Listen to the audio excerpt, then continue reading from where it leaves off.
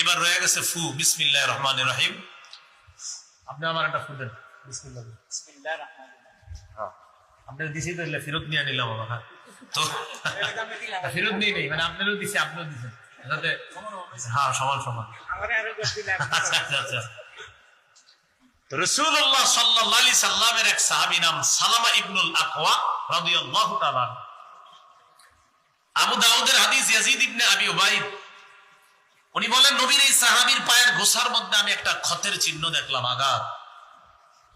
আমি তাকে প্রশ্ন করলাম, আপনার পায়ের মধ্যে কি সমস্যা?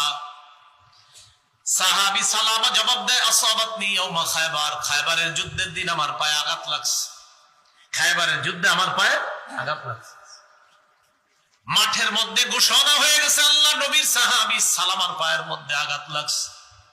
নবীজি বললেন, সালামাকে আমার কাছে নিয়ে আস।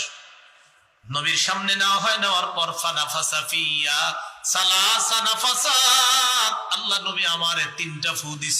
কয়টা? 3টা। হাত্তা সাআ, 3 ফু দেওয়ার পর আজ পর্যন্ত এই ক্ষত স্থানে আমি কোনো ব্যথা অনুভব করি না। ফু দিয়ে দিছে আর ব্যথা পাই না। সুবহানাল্লাহ। এই হলো আমার নবীর ফু।